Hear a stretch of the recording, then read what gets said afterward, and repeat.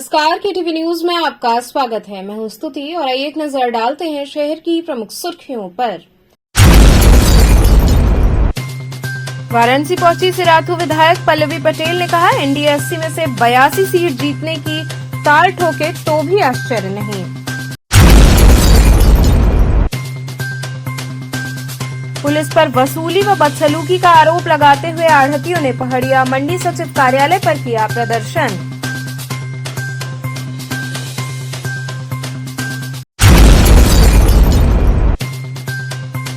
लोकसभा चुनाव व आगामी त्योहार के मद्देनजर पुलिस व बीएसएफ टीम ने की पैदल गश्त।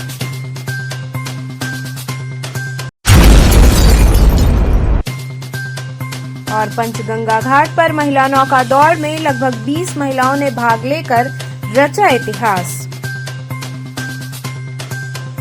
और अब खबरें विस्तार से।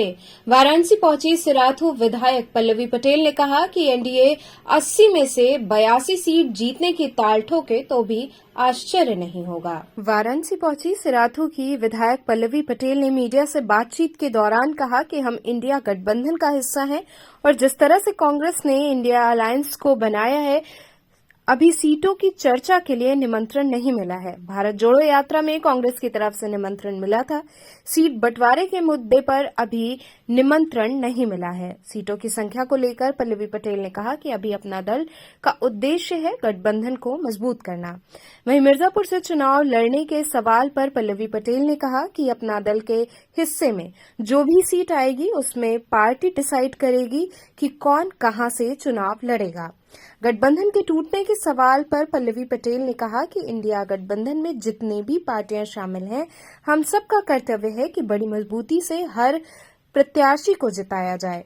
पार्टी छोड़कर लोगों का आना और जाना सामान्य घटनाक्रम होता है। एनडीए गठबंधन के 80 सीट जीतने के दावे पर पल्लवी पटेल ने कहा कि हमें कोई आश्चर्य नहीं होगा कि एनडीए 80 में से 82 सीटें जीतने की ताल ठोके।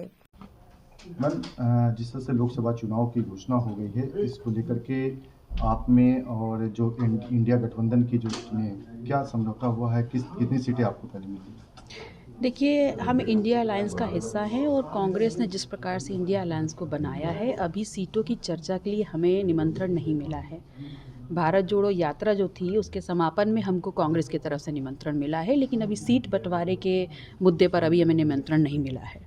तो क्या लगता है कितनी सीट आप लोग मांग कर रहे हैं इंडिया गठबंधन? नहीं, हमारा उद्देश्य, हमारी पार्टी का, अपना दल का उद्देश्य है इस गठबंधन को मजबूती देना, और सीटों की संख्या ये हमारे लिए कभी भी अहम नहीं रही। अच्छा, आपके भी चुनाव लड़ने की चर्चा है लोकसभा के लिए, तो कहाँ से आप ताल ठोकेंगे? चर्चा ऐसी है कि आप मिर्ज़ापुर से भी ताल ठोक सकती हैं। अपना दल पार्टी की जो भी सीटें आएंगी उसमें नेतृत्व डिसाइड करेगा, पार्टी डिसाइड करेगी कि कौन सा कार्यकर्ता किस लोकसभा क्षेत्र की सीट पर प्रत्याशी होगा। मैम, बात अगर करें इंडिया गठबंधन की, तो गठबंधन की बांधें धीरे धीरे टूटती नजर आ रही हैं। अभी हाल ही में बनारस के भी पूर्व सांसद रहे राजेश मिश्रा कांग्रेस छोड़ करके भाजपा में गए। उनके जाने के बाद से लगातार कई सारे नेता छोड़ करके कांग्रेस का साथ जा रहे हैं। तो ऐसे में नहीं लगता है कि आगामी जो लोकसभा चुनाव है उस पर असर दिखाई पड़ेगा? देखिए, जो इंडिया गठबंधन में हम जितनी भी पार्टियां शामिल हैं, सबका उद्देश्य है बड़ी मजबूती से इंडिया गठबंधन को हर छोर पर मजबूती देते अपने प्रत्याशियों को जिताना। और जहां तक ये चुनाव का माहौल है, लोगों का आना और जाना ये सामान्य घटनाक्रम होता है। हम जितने भी लोग मौजूद हैं, संख्या कम हो या ज़्यादा हो, हम सभी का उद्देश्य है अपने गठबंधन को मजबूती देना और अधिक से अधिक अपने प्रत्याशियों को जिता करके उच्च सदन में पहुँचाना। होली से पहले 4% डीए बढ़ा देना और किसानों के सरचार्ज माफ कर देना, इस तरीके के जो भी स्कीम भाजपा लेकर के आ रही है, क्या लगता है कि इससे कहीं ना कहीं प्रभाव पड़ेगा? किसान जो नाराज थे भाजपा से, वो भाजपा की तरफ रुख करेंगे? देखिए, चुनाव से पहले तमाम सौगातें जो जनता के बीच में उजागर की जाती हैं, वो सभी चुनाव से जोड़ करके देखी जाती हैं। लेकिन मुझे ऐसा लगता है कि विपक्ष हो या सत्ता पक्ष, जिन मुद्दों के आधार पर चुनाव में उतरता है, जनता उससे अपने आप को कनेक्ट करती है और उस आधार पर वोट देती है। लोकसभा चुनाव में कितनी सीटें जो है इंडिया गठबंधन आए, क्योंकि एनडीए जो है 80 का दावा कर रहा है, आपको क्या लगता है? मुझे कोई भी अचरज नहीं होगा, I will not be surprise अगर एनडीए गठबंधन 80 में से 82 सीटें जीतने की ताल ठोके। हालांकि हम विपक्ष में हैं तो हम ये ज़रूर कहेंगे हम मजबूती से हर सीट को लड़ेंगे और जितनी भी सीटें हम मजबूती से लड़ करके जनता को अपने पक्ष में कर पाएंगे वहाँ हमें सफलता भी हासिल होगी। कैसे करेंगे? बंगाल में जो है कहा जाए ममता बनर्जी अलग चुनाव लड़ रही हैं, यहाँ से मायावती ने भी अलग लड़ने का ऐलान कर दिया है, तो ऐसे में इंडिया का गठबंधन कैसे सीट जीत पाएगा? देखिए, हम उत्तर प्रदेश की बात कर लें, इंडिया अलायंस यहाँ पर बहुत मजबूत है। यहाँ पर जिस प्रकार से हम लोग के बीच में बातें चल रही, चर्चाएं चल रही हैं, कॉमन मिनिमम प्रोग्राम हम तैयार कर रहे हैं, निसंदेह उत्तर प्रदेश में हम बहुत बेहतर स्थिति में रहेंगे। अभी सीटों की भी घोषणा नहीं हो पाई है, प्रत्याशी भी तय नहीं की है। नहीं, सीटों का बंटवारा हो गया है काफ़ी हद तक कांग्रेस और समाजवादी पार्टी के बीच में। जब हमको बुलाया जाएगा हमारी भी निर्धारित की जाएंगी, उसके अनुसार प्रत्याशी भी डिक्लेयर आपकी होंगे। क्या अनुमान है, कितनी डिमांड रहेगी? मैं तो इंडिया अलायंस में जो भी रहे, हमारा मूल मंत्र सिर्फ इतना है कि हम ज़्यादा से ज़्यादा ताकत देने का काम करें। मीडिया पर प्रचार करेंगे आप? बिल्कुल, अगर मुझे ये मौका दिया जाएगा, जिम्मेदारी दी जाएगी तो क्यों नहीं प्रचार करेंगे, बिल्कुल करेंगे। बाबा रामदेव जैसे हस्ती आकर के मंच पर, मीडिया के मंच पर बीजेपी का प्रचार करते हैं, तो क्या लगता है कि इससे कोई फर्क पड़ेगा? मुझे फ़र्क इस बात से पड़ता है कि हम किन मुद्दों को लेकर के इंडिया अलायंस को मजबूत करेंगे। पुलिस पर वसूली व बदसलूकी का आरोप लगाते हुए आढ़तियों ने पहाड़िया मंडी सचिव कार्यालय पर प्रदर्शन किया। पहाड़िया मंडी के कार्यालय के बाहर मंडी के आढ़तियों द्वारा प्रदर्शन किया गया। मंडी सचिव कार्यालय के बाहर आढ़तियों ने पुलिस के खिलाफ प्रदर्शन किया। उन्होंने पुलिस पर वसूली और बदसलूकी करने का आरोप लगाया। इस दौरान उन्होंने मंडी सचिव और एडीएम सिटी को ज्ञापन दिया। मंडी समिति के अध्यक्ष हीरालाल और रवि सिंह ने बताया कि नो एंट्री वर्ष 2016 से फ्री है, परंतु पुलिसकर्मियों द्वारा मंडी के गेट पर आने वाले वाहनों से वसूली और उनसे बदसलूकी भी की जाती है। इस प्रकरण को लेकर सभी आढ़ती धरने पर बैठे हैं। एडीएम को ज्ञापन सौंपकर वसूली और बदसलूकी बंद करने की मांग की है। वहीं एडीएम सिटी के आश्वासन पर धरना समाप्त हुआ। हीरालाल जी, सबसे बड़ी जो समस्या आपने इसमें लिखी है कि जो ड्राइवर है उनके साथ दुर्व्यवहार किया तो उनको सम्मान नहीं मिल रहा है, क्या कारण है? ये जब से ये मंडी आई है 1982 से ये पहला ये घटना 2 महीना से 3 महीना से चल रहा है। ये जो है ड्राइवर को आपका सीसी कैमरा पर हमारे सचिव साहब देंगे कि आप देख लीजिए कि ड्राइवर को किस तरह बेसुनी से कैसे मारा जा रहा है, कैसे यहाँ से 5 बजे 3 बजे गाड़ी आ रही है उसको वापस किया जा रहा है। और ऐसे अत्याचार 1982 से ये जब तक ये मंडी आई है ये पहला ये घटना है। इसके 2019 में कोरोना काल में हम लोग जिला अधिकारी महोदय जो कि इस समय जो कमिश्नर साहब से मैं अपने माध्यम से निवेदन करेंगे कि 2019 में हम लोग आलू और प्याज और फल वाले जो आपका मदद किए थे, कई ट्रकों के हम लोग भंडारा से लेकर हर जगह हमने एक बहुत से देने का काम किए। हम लोग को बहुत सहूलियत दिए 2016 से लेकर के हमेशा। बाकी ये आज दिन हम लोग दुख है कि यहाँ पर जो है व्यापार हम लोग नहीं कर पा रहे हैं। ये गेट से हम लोग को 4 बजे 3 बजे 5 बजे गाड़ी ड्राइवरों को साथ मार करके यहाँ से वापस भेजा जा रहा है। इससे आढ़तियों की कितनी समस्या हो रही है? बहुत समस्या है। इसके हम लोग सचिव साहब के और हम लोग आ रहे हैं एडीएम सिटी साहब सभापति जी, उनसे हम लोग मिलने के शांतिपूर्वक से हैं। इसके लिए बाकी हम लोग को उपाध्यक्ष जी सारी बात बताएं। लोकसभा चुनाव व आगामी त्योहार के मद्देनजर एसीपी भेलूपुर के नेतृत्व में पुलिस व बीएसएफ टीम ने पैदल गश्त की। लोकसभा चुनाव को देखते हुए और आगामी त्योहारों को देखते हुए लंका क्षेत्र से एसीपी अतुल अंजान त्रिपाठी के नेतृत्व में रूट मार्च निकाला गया, जिसमें बीएसएफ के जवानों को सम्मानित किया गया और इन्हीं के साथ रूट मार्च आगे बढ़ा, जो कि रविदास गेट से संकट मोचन, नरिया से बीएचयू से चितईपुर की ओर बढ़ा। एसीपी अतुल अंजान त्रिपाठी ने जनता से अपील की कि आगामी लोकसभा चुनाव में शांति व्यवस्था बनाए रखें, आने वाले त्योहारों को शांति सौहार्द के साथ मनाएं, किसी भी तरह की अफवाह पर ध्यान न दें और किसी भी परेशानी होने पर पुलिस को सूचित करें। ये जो आगामी लोकसभा चुनाव और जो अन्य जो त्यौहार हैं उनकी शांति व्यवस्था के दृष्टिगत हमारे संवेदनशील एरिया हैं, बूथ है या मिक्स पॉकेट, वहाँ पर ये जो सीएपीएफ की फोर्स है, सेफ्टी की बटालियन है, उसके साथ आज जगह जगह एरिया डोमिनेशन और फ्लैग मार्च किया जा रहा है। अभी सुबह 9 बजे हम लोग बिल्कुल के संवेदनशील एरिया में करके आए हैं, अब लड़का में करेंगे और इसके बाद चितईपुर में। सर इन लोगों का सम्मान भी करते हैं क्या? हाँ, ये बाहरी हम लोगों के एरिया में है, हमारी शांति व्यवस्था हमारा कर्तव्य है कि हम इनको एक जो हमारा आदर सम्मान जो हमारा भाव है उसी के अंदर उसका सारा सम्मान। कहाँ से कहाँ तक रूट मार्च होगा? ये जो इसका रूट है ये पूरा संकट मोचन से लेकर BHU और इधर से गोवर्धन से होते हुए हम यहाँ नलिया के आगे जो है फिर चितईपुर में प्रवेश करेंगे। क्या अपील करना चाहेंगे लोगों से? जो आगामी चुनाव हैं उसके दृष्टिगत सभी लोग स्वतंत्र हैं और जो कई सारे जो विवाद हैं उसमें अवॉइड करें और जगह जगह सतर्क रहें। बाबा खाटू श्याम की श्री श्याम ध्वजा विशाल शोभा यात्रा निकालकर फागुन महोत्सव मनाया गया। बाबा खाटू श्याम का स्वयं संचालित श्री श्याम ध्वजा विशाल शोभा यात्रा बालाजी उपवन से धूमधाम से निकाली गई। इसी के साथ 30वां फागुन महोत्सव बड़े ही धूमधाम से मनाया गया।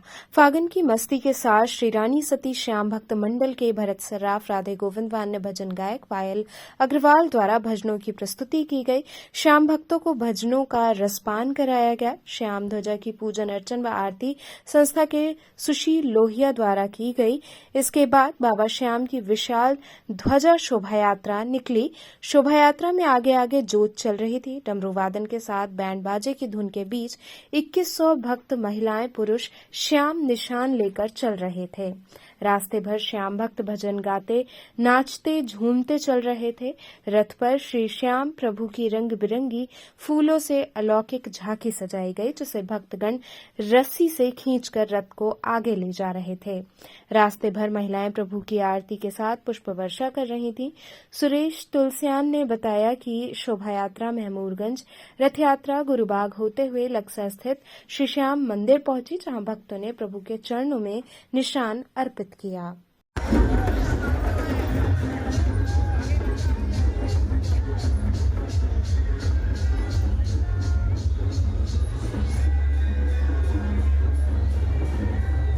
यहाँ रुकेंगे एक छोटे से ब्रेक के लिए। आप बने रहिए KTV के साथ।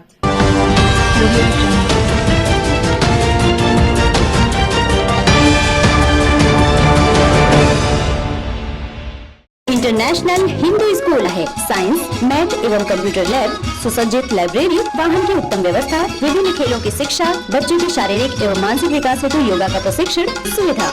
इतना ही नहीं, आपके छोटे बच्चों के लिए एक ऐसी जगह जहां हम देते हैं शिक्षा के साथ साथ मौज मस्ती भरा वातावरण। International Hindu school, Nagwa, Lanka, Varanasi.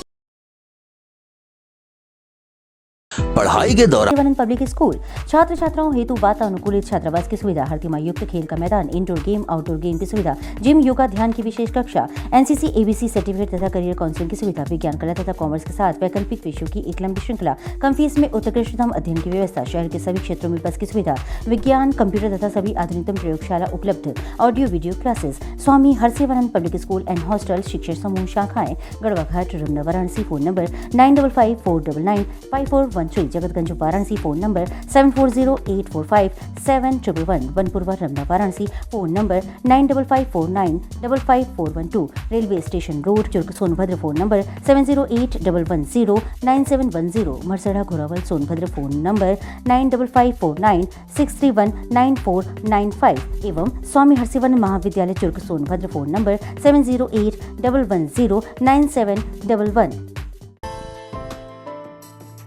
बाल विद्यालय माध्यमिक स्कूल मां गंगा के तट पर स्थित एक उत्कृष्ट स्कूल, LKG से क्लास 12 तक, affiliated to CBSE new Delhi, state of the art computer lab, बच्चों के खेलने कूदने की उचित व्यवस्था, smart classes for better understanding, बच्चों को खेलने एवं कल्चरल एक्टिविटीज के लिए एक विशाल ग्राउंड एवं स्टेज, फिजिक्स का प्रैक्टिकल, उत्कृष्ट केमिस्ट्री लैब, संगीत की कक्षाएं, खेल कूद की व्यवस्था जैसे बास्केटबॉल इत्यादि, योग्य शिक्षकों एवं शिक्षिकाओं द्वारा पठन पाठन की व्यवस्था, उत्कृष्ट ट्रांसपोर्ट की उचित व्यवस्था। आज ही प्रवेश हेतु संपर्क करें बाल विद्यालय माध्यमिक स्कूल, प्रहलाद घाट, वाराणसी। मोबाइल 8009181568 एवं डुमरी पड़ाव, वाराणसी। मोबाइल 8009181549। खबरों से जुड़े रहने के लिए हमारे चैनल KTV वाराणसी को सब्सक्राइब करें और लेटेस्ट अपडेट्स के लिए बेल आइकन को प्रेस करें।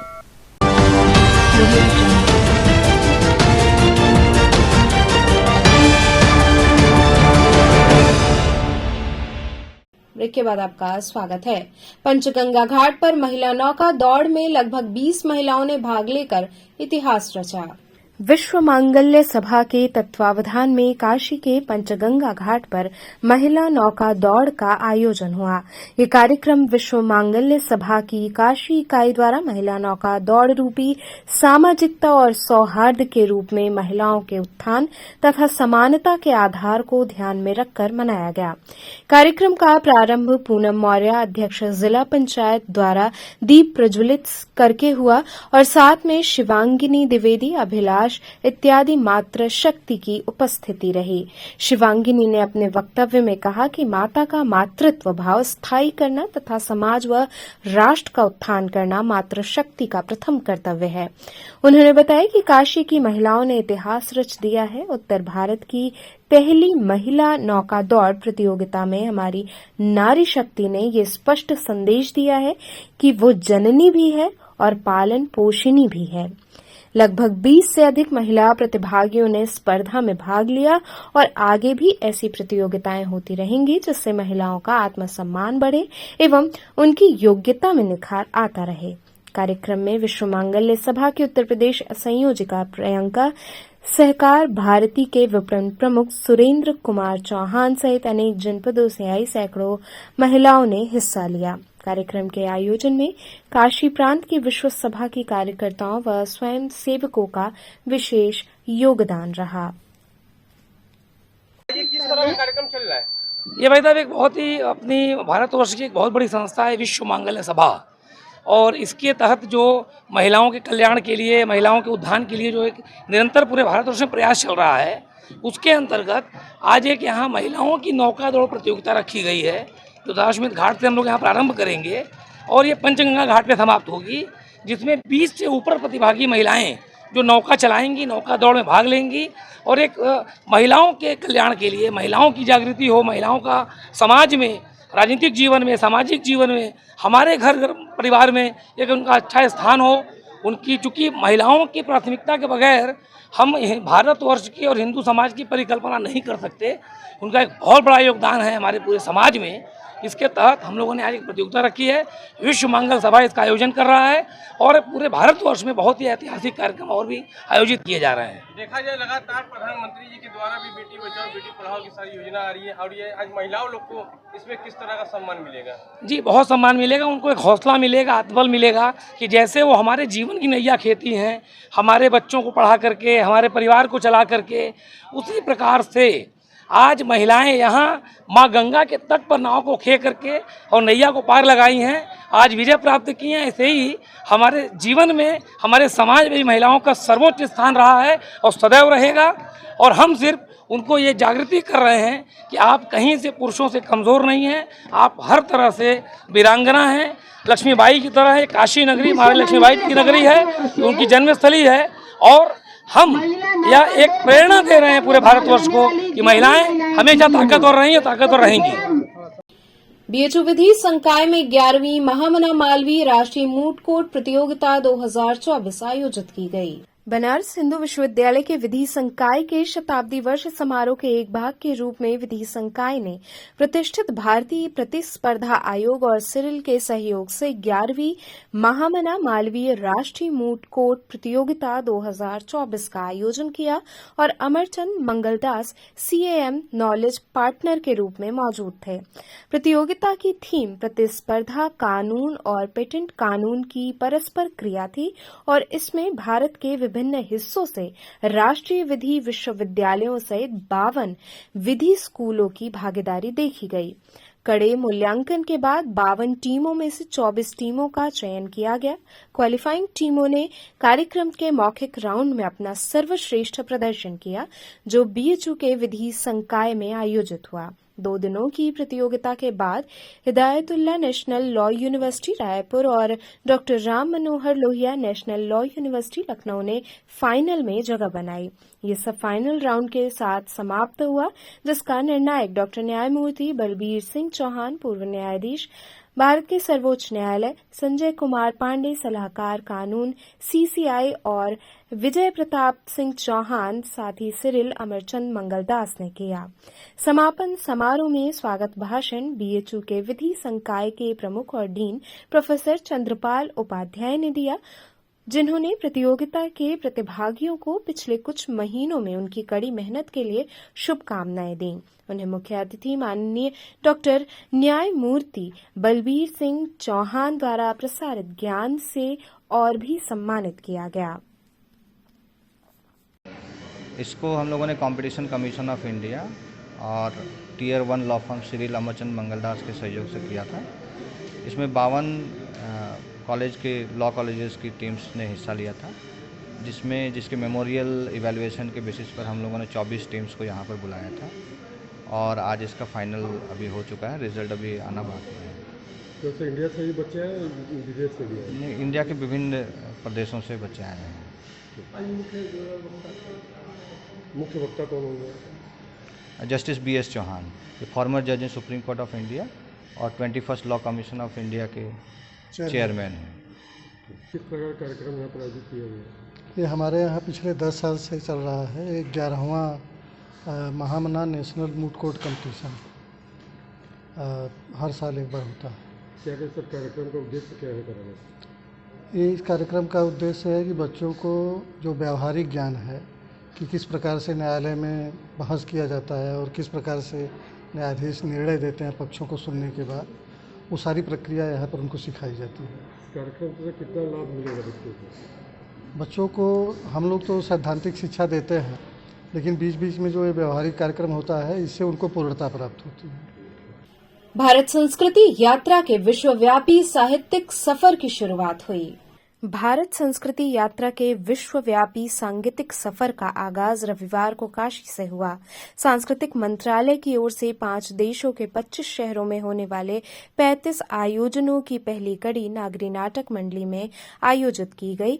इसका मुख्य आकर्षण वॉशिंगटन निवासिनी NRI पियाली विश्वास डे का भरतनाट्यम नृत्य रहा।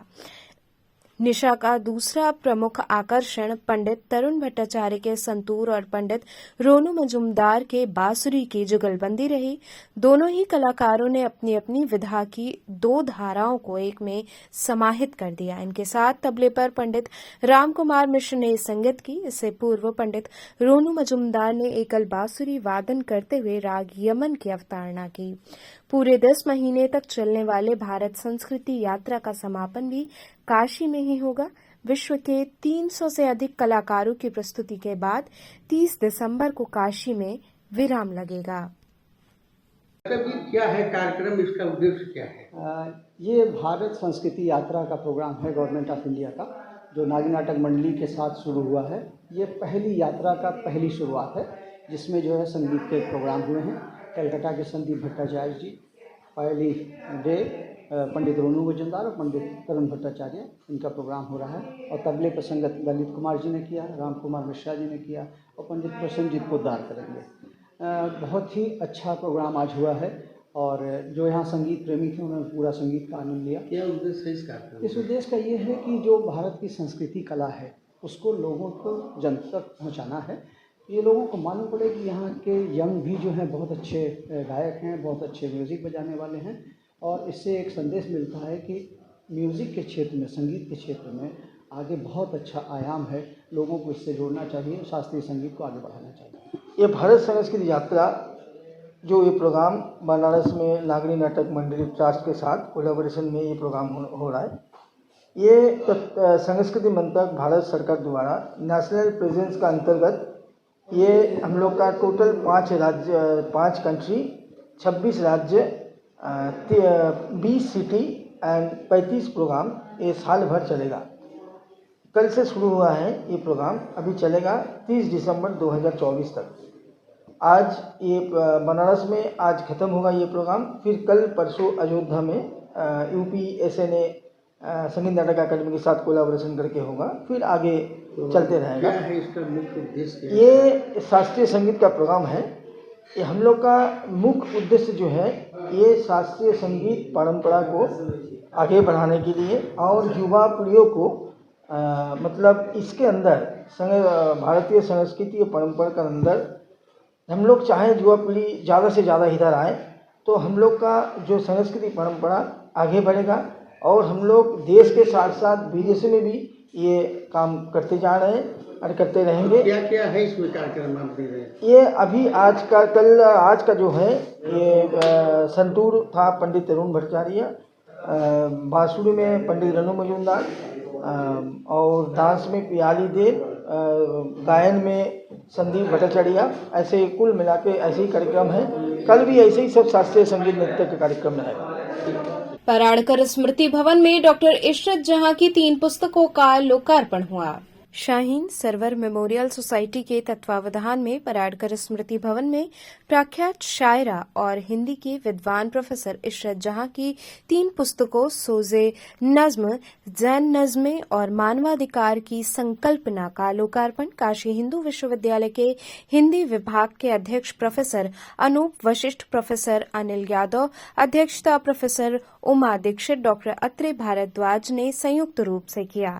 इस अवसर पर उपस्थित शायर और कवि अहमद आजमी, शमीम गाजीपुरी, अजवर बनारसी, डॉक्टर अशोक सिंह, टीकाराम शर्मा सहित अन्य शायरा, डॉक्टर नसीमा निशा, डॉक्टर करुणा सिंह व अन्य को अंगवस्त्रम प्रदान करके सम्मानित किया गया। इस दौरान उपस्थित वक्ताओं ने कहा कि इशरत जहां की शायरी में गंगा जमनी तहजीब दिखती है। क्या है, किस तरह का ये है कार्यक्रम, क्या संदेश दे रहे हैं? मैं ये संदेश देना चाहती हूँ कि महिलाओं को, औरतों को अपनी आवाज़ बुलंद करनी चाहिए, अपनी समस्याओं को समाज के सामने रखना चाहिए।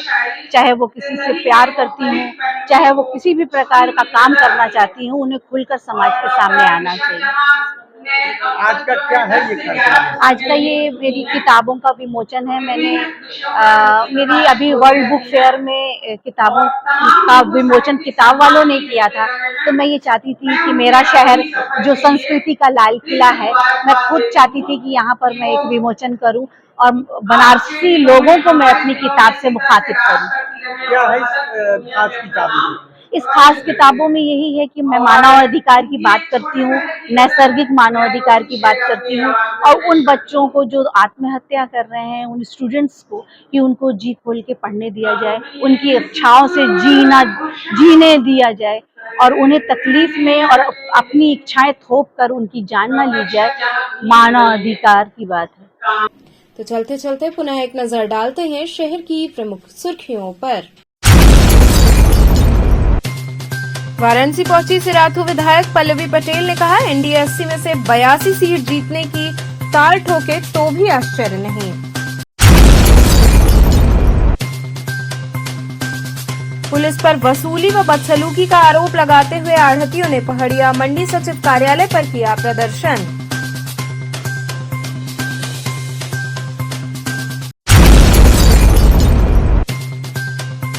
लोकसभा चुनाव व आगामी त्योहार के मद्देनजर पुलिस व बीएसएफ टीम ने की पैदल गश्त।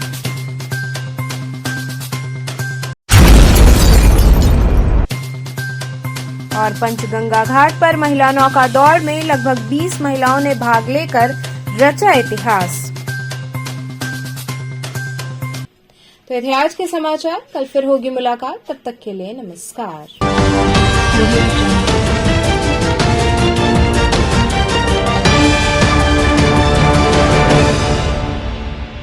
खबरों से जुड़े रहने के लिए हमारे चैनल KTV वाराणसी को सब्सक्राइब करें और लेटेस्ट अपडेट्स के लिए बेल आइकन को प्रेस करें।